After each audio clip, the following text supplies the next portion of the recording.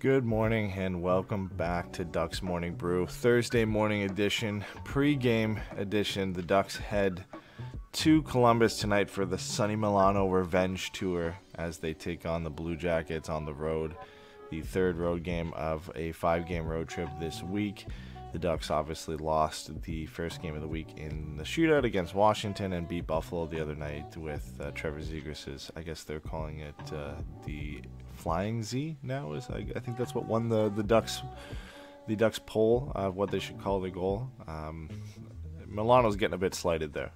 Steven brought this up or I guess he didn't bring this up to me, but he posted this on Twitter, and then I think John Buccigross also posted this, how Sonny Milano's not getting enough credit for being able to pull off the second half of that play. I think it's 50-50. I mean, Zegras with the creativity to be able to flip it over the net, but Milano's the one who bats that out of midair, so he's got to be included in that name somewhere. But big game for him tonight to return to Columbus. I don't think it's the first time he's returned to Columbus, but it is always a big game to go against your former team. The way he's been playing, I'm sure he wants to show the opposing fans what they've been missing in him. And Zegras, there was an interview that he did with Eric Stevens. Eric Stevens just put out an article. It's a great one. You should check it out. And he was asked what's next, and Zegras said, well, we've got a game coming up in 2 days here, so I've got some time to think about what I'm going to do. So we could see another highlight reel play that we're accustomed to from Trevor Zegras tonight. But we also will get into Mason McTavish and Olen Zellweger have moved on from their junior teams for now to head to Calgary for Canada's World Junior Championship selection camp. If they are selected, that camp runs from December 9th to December 13th. I believe both of them will be selected, but either way, once that team is named and selected, the players who are on the team will travel to Banff, and they will start kind of training and team bonding sessions before the tournament takes place. So if they both make it, their last games in junior until after the tournament were yesterday, and we got a little bit of information to get into on those. And then I want to look at Sam Steele, because we've looked at a lot of Ducks players this year, and I feel like we haven't looked at Sam Steele, and he is a pending restricted free agent. Him and Isaac Lindstrom both accepted their qualifying offers in the off season, so I want to take a little look at him and what could be going wrong with him and what the Ducks should do next. But let's break into the game preview for today. As we mentioned, the Ducks do take on the Columbus Blue Jackets. The Blue Jackets have been on a bit of a skid lately. They have a 13-11-0 record, but they've lost 5 of their last 6 games.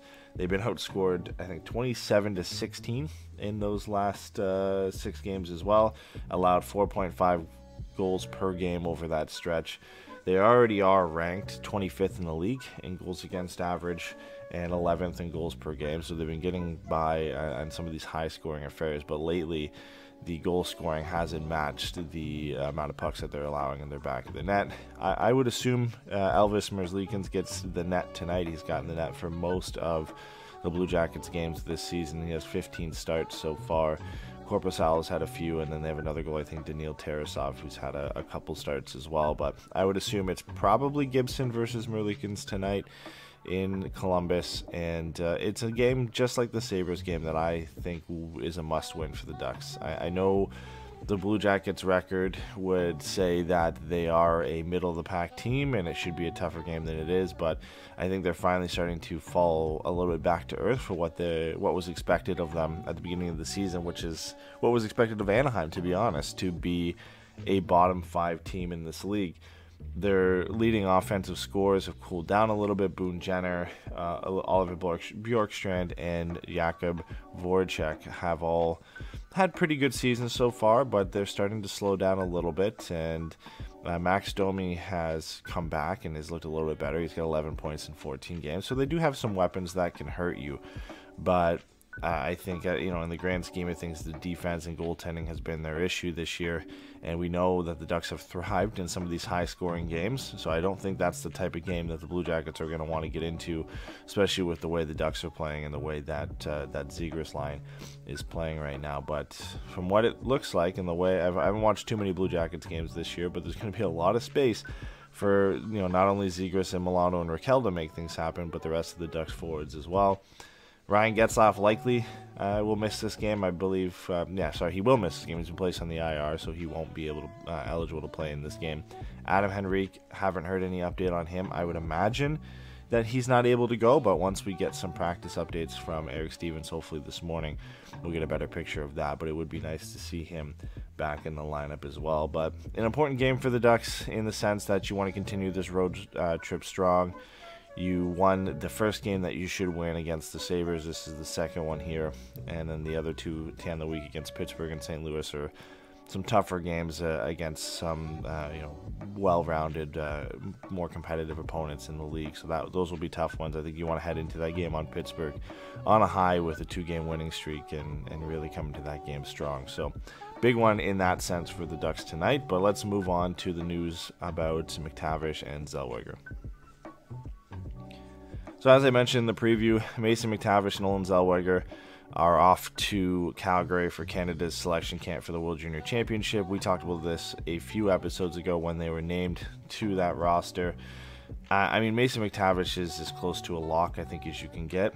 And with Brant Clark not making the team and a few other notable defensemen, and the way Olen Zellweger has been playing this year as the top young defenseman or I guess it's the top defenseman at all in the Western Hockey League, he's made a good case for himself to make the team. So it'll be an important few days for these guys here from the 9th to the 13th to really make a name for themselves and get on that team. It'd be a lot of fun to see both of them make it.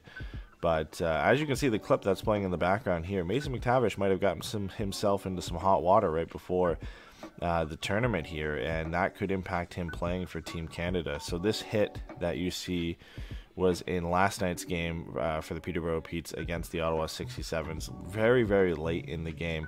But McTavish was assessed a 5 and a game, and it could be up where he gets suspended for this one. I've heard a few people talking about it, that we've seen some plays like this in the past that result in suspensions in the Ontario Hockey League, and if that's the case, I believe that suspension would carry over into international play.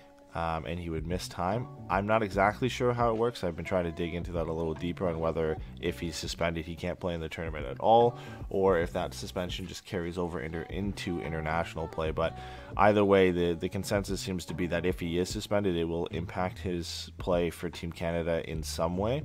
So hopefully that's not the case, because obviously he's going to be a big part of Team Canada's success in this tournament. And we all want to see him play and do well. I mean, the way he returned to the Ontario Hockey League was great. It's not the best play from him. I don't think it's necessarily, very dirty. The hit from his teammate kind of puts the 67's player in a vulnerable position, and McTavish just follows through and notices it too late and ends up catching some of his head into the board. So luckily, the player for the 67s is okay. I hope he's doing well, but I would hate to see this result in a suspension for McTavish. It's a really tough play and hard for him to pull out of that hit, but we'll see. Him and Zellweger are off to that camp today. We'll give you any updates we can find on how they're doing and what the likelihood that they make the roster ends up being. But we'll know for sure come December 13th, which I believe is this upcoming Monday, whether they made the team or not. But I fully expect both of them to do so. And then after the tournament, that means if they both make it, they won't return to their junior teams until early to mid-January when the tournament ends. And for Zellweger, he's definitely going back to Everett. They're a great team this year. They're going to be competing for the WHL championship, so they won't be losing him. But Mason McTavish, this might be his last game here as a Peterborough Pete. We talked about it before that he will likely be traded at some point this year. The Petes aren't that great of a team, and they're going to be looking to get some assets for a player who spent 9 games in the NHL this year and is likely one of the best goal scorers in the entire league. So there'll be a lot of teams on notice. The Petes will be having discussions with a few different teams over the World Junior Championship and Christmas break here. And I'm sure the trades I don't think can get announced until after the tournament, but we usually see them leak about 3 or 4 days. 3 or 4 days before the tournament ends when teams start getting eliminated. So I think at that point we'll see some news come out on if McTavish is traded or not, but I expect him to be on a more competitive OHL team the next time he sets foot on the ice, and a team like London or a team like Sault Ste. Marie or maybe even Guelph, and play with Pastro. That one's a little bit of a long shot, but he will likely be on a different team the next time we see him step foot on the ice, which will be good for him to go on a deep playoff run and compete and come back in a good position for the Ducks next year. All right, lastly, I want to talk a little bit about Sam Steele. I got to start off with this. Like, Sam Steele, don't get me wrong, when he was drafted and even early on, he was one of my favorite Ducks prospects. He just had a lot of potential. What he did in junior and the seasons after his draft year were excellent. He got snubbed by Canada for the World Junior Championship. It was tough to see, but he really was one of the top prospects in the CHL when he was there. And the transition to the NHL hasn't gone, I guess, as we would have liked, and maybe just because of the hype that was built around him when he won CHL Player of the Year. Like that's a tough thing to live up to go to the NHL level, right? Everybody was expecting this guy to come in and be a top six forward, and the next guy to take over from, Getzlaf and Perry, and add to that veteran team a really good young player who could step in and make them competitive. And unfortunately for Sam Steele, that just never developed. And I don't think it's fair to say that's what was expected of him. I mean, he was a late first-round pick, which is basically the same. You have the same chance of hitting on that as you do a guy drafted in second, third, and fourth round. Really, the only guarantees you get are inside the top 10, and even then, there's some argument that you're not really guaranteed to get a superstar anymore. But I think for what Sam Steele has become, he's become an everyday NHL player. But again, the Nick Ritchie conundrum here is, you're looking at where they're drafted and what they did as a prospect and what the hype was around them, and basing their success and where evaluations of their success on that. And that's what was tough for Nick Ritchie. I think he's a good NHL player. He has his flaws, but so do pretty much every player except the superstars in this league. And for him, it was the tagline of being 10th overall, and some of the guys that went after him, like Pasternak and Larkin. And, it was tough as fans to kind of get over that and imagine what those guys could have added to a Ducks team that really needed a player like that. And Nick Ritchie really just never panned out. And I think for Sam Steele, it's the same thing because of when he was drafted, what it would have meant if he had fulfilled that potential at the time that he came into the lineup. And, the tagline of being a first-round pick, it's very tough to get over that, and again, his CHL Player of the Year status. But for him, he's become kind of an everyday third or fourth line center. He's good at the face-off dot. I think he clicks over 51% in his draws, which I know doesn't really hold as much value as they used to face-off wins, but I still think it is an important tool for a center to have in the NHL. But offensively, just has not been able to draw any consistency. And for Sam Steele, it really his goals or his points come in bunches. Like his first game this year where he scored 2, he just seems to kind of go off for a game or two and then will completely cool down. I remember it was either last year or 2 seasons ago, he scored a hat trick, and everybody's like, "Oh man, here's Sam Steele. He's here. He's ready to go." And then nothing again. Kind of cooled down and really looks right now a kind of utility energy guy on your third or fourth line who can chip in for 10 goals, 20 points across an entire season, which there's nothing wrong with that. I think on a competitive team he can be a valuable third or fourth line center, and he's kind of the modern day fourth line center and a bit of a smaller guy with some speed and skill rather than the big heavy fourth lines that we've seen in the past. But I think for the Ducks and with the young players that they have coming up in the organization, it's really, really tough for him to stick around at this point. Even if guys like Rickard Rakell or potentially Adam Henrique are moved out, you've got Perreault and Tracy on the way. You've got Pastuoff coming up. You've got McTavish, who will be occupying a center position, you would hope, next season. Isaac Lundestrom has taken steps forward that Sam Steele hasn't this year, and both of them are restricted free agents. So Lundestrom's contract will be a little bit more important, I think, than Sam Steele. And unless he's willing to move to the wing, which the Ducks have done on occasion, but they have shown that they want him as a center, it's going to be tough for him to find a spot. And the other thing, too, like Max Jones and Maxime Comtois are going to come back in this lineup at some point, whether it's this year or next year when this team is healthy. That's less roster spots for him. Sonny Milano's emergence has made him a little bit more expendable as well. So all of a sudden, the roster spots that were open for Sam Steele when this team is healthy aren't really there, and that's that's the reality of the business. Is other guys have taken steps forward and taken those spots, and Sam Steele just really hasn't been able to take advantage of the opportunities that he's been given. And, the underlying numbers aren't great, his on-paper numbers aren't great, and the eye test doesn't really help him out either. He just hasn't looked great on the ice, and I know it's hard to look good when you're playing on the fourth line. You're playing with guys like Nick Deslauriers and Derek Grant every night, but I mean, guys like Max Jones have stood out on that line. Benoit Lavegru has looked good down there when he's played on the fourth line. So I think for Sam Steele, and for Sam Steele too, he's been given opportunities with the injuries to play first line center and hasn't looked much better. I think there was a game or two he played with Henrique and Troy Terry, which would be the opportunity you'd be hoping that he would take advantage of and run with, and it just didn't work out. The team played great in that game, and I think Terry and Henrique did well, but Sam Steele just looked out of place, out of his depth on that first line, and that's disappointing, because those are the opportunities you look for when you're a promising young player that's been struggling and just wasn't able to take advantage of that. So when it comes to the end of the season, I imagine a decision has to be made on Sam Steele. They'll still likely get something for him, because there's always teams out there who are willing to take a risk on a former first-round pick, a guy with the pedigree that Sam Steele had, that maybe in a new environment with some added responsibility on a younger team, that he might be able to get back to what they expected of him, or at least increase that production.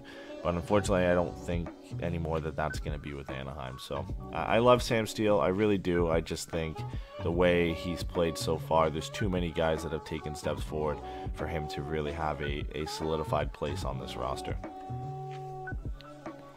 That's going to do it for today. We'll be back tomorrow with the last episode of the week, Friday's edition of Ducks Morning Brew. We'll take a look at tonight's game against Columbus. Hopefully a Ducks win, so we can roll the nice intro clip that I always love to play after a Ducks win. Hopefully a big game from Sonny Milano, Trevor Zegras, some more fun stuff to watch like we saw in the Buffalo game. And then we'll be back this weekend with a weekly podcast to recap the rest of the week and all the big storylines. And we got to get the guys on there to talk about this Trevor Zegras goal too, because we've been talking about it in the Discord and in the group chat since Tuesday. So it's been nonstop. So it's been a lot of fun there.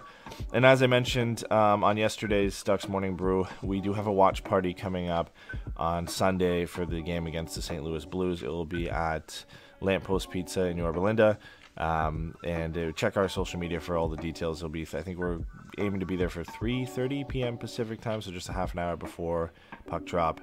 But it'll be a lot of fun. Everyone that I've gone to in the past has been great. I know the ones that I haven't been, that the guys have been able to host, have been a lot of fun as well. It's a great place to get together and watch the game. It's always fun to meet up with you guys when we can, and I know Pat and Jason and hopefully Steven will be there as well, so you guys can check in and say hi if you're in the area, and catch the Ducks game with some fellow Ducks fans. So make sure to go check that out if you can, but I'll be back tomorrow and we'll see you then.